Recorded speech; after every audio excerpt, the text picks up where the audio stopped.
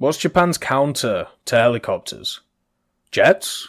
Oh, great. Well, you know what they did with jets, right? And all of the planes?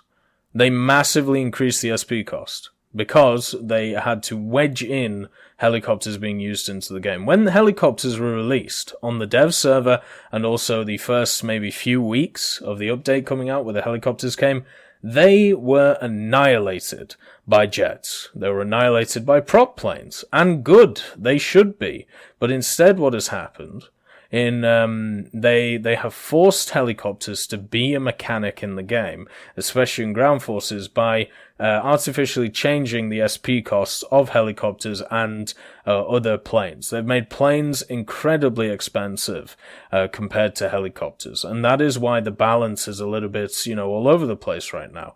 But yeah, for me personally, there is a boom or bust mentality for helicopters, so I don't really agree with the high effectiveness. I just think it's certain helicopters doing an amazing job, whereas the other ones, not so much. And the problem with the imbalance of the mechanic. And what I mean by that is I don't think, helicopters in general are imbalanced, but they are imbalanced by the fact that the majority of nations in game don't have them. This was the same problem we have with the premium FJ with its bullpup. Now it's just the major nations of the game, the ones which people mainly play, Soviet, Germany, and US, whereas the other nations, they don't have them. So they can't do what those nations are doing, meaning that more people are going to switch to either America, Germany, or the Soviets, and then it's just going to make the situation worse. So overall, I think the way to not really fix it, but the way I would like to see helicopters going forward is, first of all, to expand them to every nation. I think that has to be a priority. Then we have to have a look at the SP costs of the higher tier helicopters and increase them compared to the lower tier ones. Just because of the absolute firepower that the H1Z and the Mi-35M have at their fingertips. The next question is, will we have Italian ground vehicles in update 1.85? Is it also possible to see the premium self-propelled gun Elefant? The 653rd Battalion was fighting in Italy, and this vehicle would fit perfectly into the tree. The answer is, the self-propelled gun Elefant was in Italy as a part of the 653rd Heavy Tank Destroyer Fighter Battalion of the German forces. It has nothing to do with the armed forces of Italy and did not fight as part of their composition. We do not plan to have the Elefant in the Italian research tree. So for them, even though the Germans fought alongside the Italians at the time, they do not believe that the Elefant should be in the Italian tech tree. And that's fair enough. With the Elefant, I think it will be a nice addition to the Italian tech tree. And the reason for this is because I am looking at rank 3 and rank 4 Italy and going, what the hell do you put there? Well, so far, the rank 3 machines that we've seen are a Semavente 105, which ain't gonna be around the 5767. We've seen an Ariete, the M26 Ariete. So great, they have a Pershing, and then we've also seen the Breda 90. The Breda, is it the 501, with the 90mm gun. And that's gonna be nowhere near that BR. So I am looking at that 50 to 70 bracket and going, what the hell do you put there? And right now, since they've just said here that the Elefant will not, or they don't have a plan, to put the Elefant in the research tree, then your only options are American tanks and British tanks.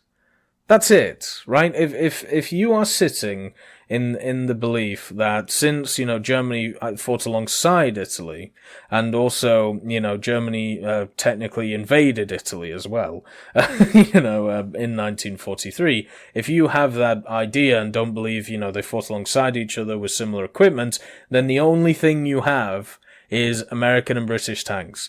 And I'm not interested in grinding out more of the same vehicles. I've made this point very clear. I would rather personally have gaps in tech trees. I don't like the fact that we have a Japanese M24 Chaffee and a Bulldog. I would prefer them just to be a gap. I think we're at a point now where we have enough trees in the game where gaps are fine, right? Even from a progression point of view, I think they're fine. There's enough content in the game. If somebody wants to, slap, dash, and bash straight to the top tiers of Italy, that's fine, because people can just buy their way there anyway now. So if that's the problem you have, then there are already other ways that people can do it. So it's either we get rid of those other ways, or we all play by the same rules.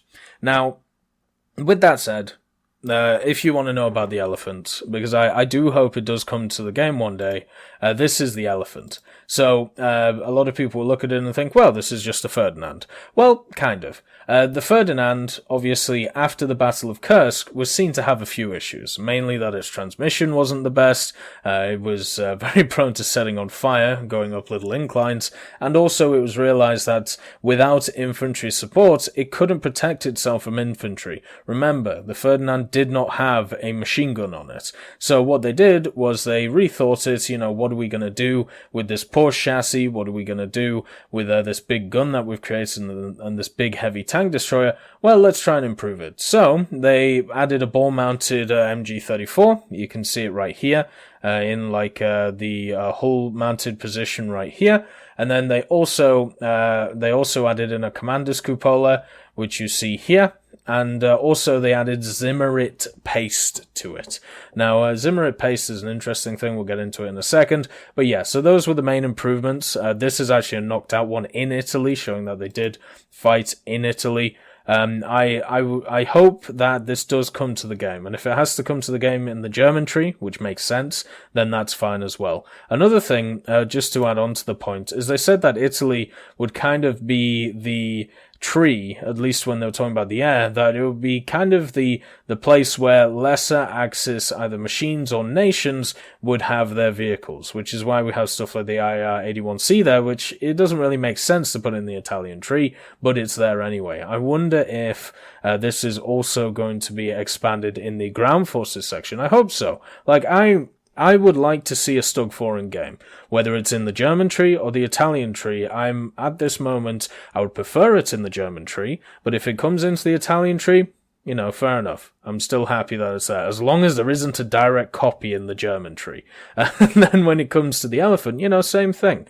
So the issue I have, as I said, is grinding out the same vehicle with the same modifications over and over again. I don't find that fun. I don't find it fun having to grind out the French jumbo and so on.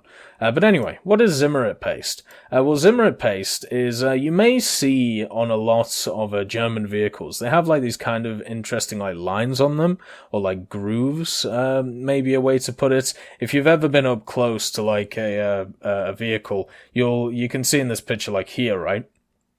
You can see the lines, and you can see the lines over here as well. Well, this is something called Zimmerit paste, and what it was something that they coated on the armor, and it acted as a barrier to prevent direct contact to magnetic mines for the metal surfaces of the vehicles. Obviously, the Germans had invented stuff like magnetic mines, and they were worried about other nations using the technology or having similar technology, so it would be very easy to take out, these tanks by using magnetic mines. Now, obviously, most other nations, they tested these, but they normally didn't, there wasn't really any which were used in, mass production when it came to magnetic mines. So, even though the Zimmerit paste was used, and it was obviously useful for what it was supposed to do, there wasn't really the use required. There wasn't really, it wasn't really needed,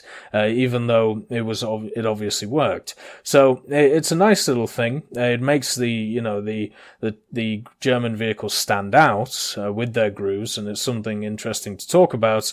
But it definitely wasn't required. But at the time when you're thinking, or maybe they're developing this new technology that we don't know about, why not take the idea and use it? So I think overall it's a cool, nice little thing of history. history, and it's well worth knowing about. It's kind of like one of those tidbits of information, right? Like if you're sat there with like your siblings or maybe a spouse or something like that, you can kind of sit there, look at a picture, and if they're like, hey, what are these grooves, or why does it look like that, then now you can explain it to them. So that's the ground done. Now we are moving on to the fleet. Are self-guided torpedoes implemented now? Or if not, how will it look in the future? Oh god. Yes, you already saw the mechanic in the 1st of April event. This kind of weapon can work from any carrier. However, at the moment, we are not planning to use it because of the difficulty of countering such weapons, especially for older ships. Perhaps in the future, there will be a solution, and this weapon will have its place in the game. So, self-guided torpedoes, basically automated torpedoes, the idea that it follows a target, something that we've talked about with missiles quite a lot, either radar-guided missiles or let's call it like computer-guided missiles. I think that would make people understand it a little bit more. Same with torpedoes. So they would automatically, after locking onto a target, follow it. So this is something, if you ever watch videos on cold waters, you will know about. And also, this is something that we saw as shown in the 1st of April event. So just remember, the April Fool's events are there for a bit of fun, but they're also there to test out mechanics. Like, don't be fooled don't be fooled by the people who just say it's for fun. No, it's for testing out new stuff to see if it works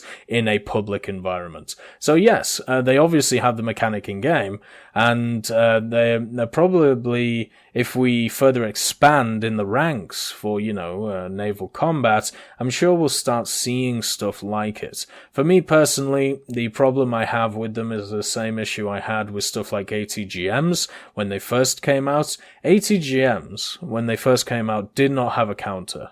This was why stuff like the IT-1 was taking over the game at top tiers. They could pen everything they touched, they could hide behind rocks, they could hide behind everything. Smoke didn't even exist back then, so you didn't even have the proactive countermeasure of smoke. Now, ATGM carriers, they're still okay, but there are counters out there. You have the extra armor of the rank 6 vehicles, whether it be the Chobham armor on the M1 Abrams or the Challenger, or the thick plates on, stuff like the T-64B or the Leopard 2A4. You have counters like that, you also have smoke, you also have speed, but before that, no, none of these existed. And the same problem we have right now with helicopters. We have a mechanic in the game which cannot be countered effectively if used correctly. And this would be another mechanic which would be very similar. The one thing I liked about the mine mechanic, right? So, when we tested out the German mine layer, for when you had it for 24 hours, what was cool about it is that it was quite easy to counter, but if you weren't looking for it, then you weren't going to counter it. So all you had to do was shoot the mines, and they would blow up by themselves. So before you ran into them, you could easily blow them up. It was quite easy to see them from a visible point of view. So all of this was hunky-dory. But since a lot of players weren't used to it, or they weren't paying attention for them, they would die, and they would get hull broken, and therefore there's kind of a, yes, you can deal with these before actually dying to them. There is a counter to them, and I like mechanics like that. Unfortunately, self-guided torpedoes don't really have this. The only thing I suppose in game they would have is speed to be able to counter it at the moment when I look at the core mechanics of naval forces, and this would not work with stuff like light cruisers and destroyers where most of the self-guided torpedoes are going to end up. The next question is, will there be various decorations associated with fleets, avatars, titles, numbers, and decals? The answer is yes, there will be. They are already there, but only in small quantities at the moment. Yeah, I mean, it's kind of like Ground Forces, right? Ground Forces was released, there was a bunch of decals that you could unlock, but there wasn't a ton of them. And now, we have the weeklies, the weekly decals. We have also different basically every event has a decal attached to it. Then we have a lot of like the packs, like the Semavente pack with the dog decal. You know, there's decals all over the place. So just with time, this will, you know, become a thing. I personally am really looking forward to the naval avatars, if they add them in. As somebody who has used the Warbond shop to basically just collect all of the avatars, it would be nice to see some new ones in the form of naval. The next question is it planned to have in naval battles a game mode like Enduring Confrontation for aircraft, with big locations, long game sessions, and random tasks for different ship classes and aircraft? It is too early to talk about this. We have a development plan, and to begin with, we will try to diversify the current game modes in other ways that will require less time to implement, but we won't exclude that for the fleet. There will be something similar to the Enduring Confrontation mode. Huh? It's an interesting last part. Doesn't really... Okay, so, wait, I do get it. So they're basically just... They're not saying no. I think is the best way to put it. They're not saying that they're working on it right now or anything like that, but they're saying don't rule it out, which is the minimum response I think it is when it comes to these questions. So overall, Enduring Confrontation is a really good game mode for aircraft, and the reason for this is because aircraft or airplanes as a mode leaves it up to the fact that you can easily have a map which is malleable. Like, you can have different events going on at the same time, and they can happen quickly. With ships, this doesn't really seem to happen. You don't have as quick events. You don't have, you know, quick domination zones coming up. You don't have cargo ships all over the place. You don't have aircraft coming all over the place. So, with that said, I think it works really well with aircraft, because players are generally faster in their aircraft. They can get around the map easier, where in naval it can feel incredibly stagnant, and in tanks it's even worse. If you put a large map with a bunch of tanks on it, people are going to get bored going across it, especially if they get one shot while trying to go across it. So, overall, I think the Enduring Confrontation game mode works for aircraft, and hopefully with stuff like World War mode and the expansion of Enduring Confrontation, we can finally see stuff such as the ideas of mixing and matching the different combined arms. For me, I would love to have a mode where it is naval, aircraft, and tanks all in one. I think it is possible, even though we have a lot of vehicles such as destroyers and light cruisers, which do not mix well with tanks at all. I think that it could be done. We could eventually have a system of Enduring Confrontation or of World War mode where all of these things come together, and I'm hoping for that. That, when I started War Thunder, was a dream, and hopefully one day it will be a reality. The other questions are, can you please make the BR of players visible before battle when playing in a squad? We are considering this as a possibility. I mean, it makes sense, you know, it makes, once again, clearer information is good. I personally just hover over people's names, just to make sure that, they're not trying to up-tier me into oblivion.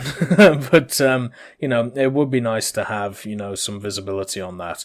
Are there any plans for the near future to focus more attention on VR mode?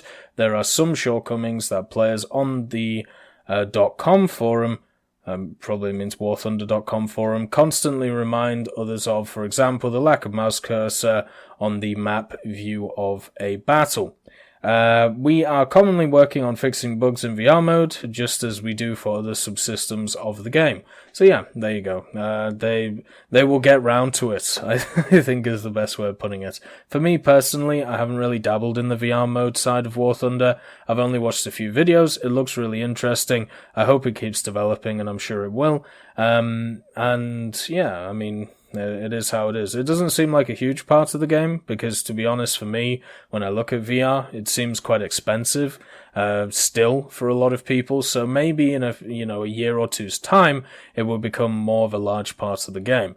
The last question is, will there be more detailed information in articles on the War Thunder wiki page dedicated to the common basic game mechanics, like rewards from battles, etc.? Previously, there were specific formulas and numbers, and now it is short and in general terms. This is why many players constantly have questions. The answer is yes. At least vehicle cards on the wiki page will be more informative than in the game, but this can't happen overnight. We are gradually expanding the wiki's content. Yeah, so simple as that. You know, they're going to slowly expand it. What I would like to see is equations on specific stuff like battle activity, and because I know that doesn't exist right now. I don't even think it's public, but but it would be nice to see at least some theories on it. Also, how research works, all of this stuff can be done. I think the best thing to do if you want to revitalize the War Thunder wiki, and I've said this a bunch of times, like, get content creators or ask content creators, hey, we need to make video tutorials, right? We want to use them on either our War Thunder wiki page, or we want to have a separate page on, the website where it's tutorial videos from you guys. We're gonna all tell us, what you're interested in War Thunder. What can you show us, or what mechanic would you like to explore, and we will decide if the video is good enough or not, or if it goes in depth or not. So put the onus on content creators to be able to do this. I think many people in the content creator community have shown that they can create these videos, whether it be for mechanics such as, basic flying mechanics, crew skill requirements, or, what do crew skills mean, then, research and repair costs, efficiency stuff, how to aim, all of this stuff, or how to practice aiming, all of these things. There are plenty of these little subsets, and I believe what Gaijin should do is reach out to the community of content creators, or the general community, and just say, hey, we're looking for tutorial videos, we have a plan, these are the general descriptions of the videos that we want to do. Could you please go and make them? And if you're not interested, that's fine, but just, we're putting the onus on you to do it. I think that would be wonderful. That would be a great way to advertise content creators who want to do it, who want to put in the work. And for me, I am very much a fan of people who want, if somebody comes to me with an idea, I'm only interested if that person is willing to put in the work for the idea. So if they've already, let's say, they've already worked out the whole idea, they just need either a bit of funding or they need a bit of help with it or something like that, then I'm on board. But if somebody comes to me and says, right, sellotape, it's good shit, right? And we should make a company making sellotape. That's not going to be useful to me. I need to see a whole plan. I need to see what's going on. So I think that's what Gaijin should do when it comes to this. I think they should put the onus on the community, just like they have done in the past. When it comes to this stuff, videos are much, much better than text at explaining stuff. Keeps people visually engaged, keeps people, you're able to see, what the person is talking about, and at the same time, it means that audio can be used to explain what's going on. I think that would be much better than just trying to update the War Thunder wiki page. Just make, ask people to make videos instead. And, basically it's prid quo pro. So, we ask you to do something, we'll advertise the video, done deal. Kind of like how they used to do with video highlights. That's the perfect way of doing it, in my opinion. That's how I personally would do it, because I think that's the best way of getting people engaged in learning about the game. Anyway, that has been answers from the developers. Overall, I think it's a pretty nice little thing. I am interested in what they're going to do about helicopters, just because of the interesting reaction of the community to them, and how that's going to go going forward. It is also interesting thinking about later IFVs. As somebody who's enjoyed light tanks and stuff like that, I would like to see more IFVs, just not Soviet ones right now. I think chucking them in some of the minor nations would be better. And also, we need to get off this idea of adding in mechanics which don't have counters. And it's nice to see that Gaijin seem to be on board with this idea too. Anyway, I hope you all have a wonderful day, and I'll see you next time.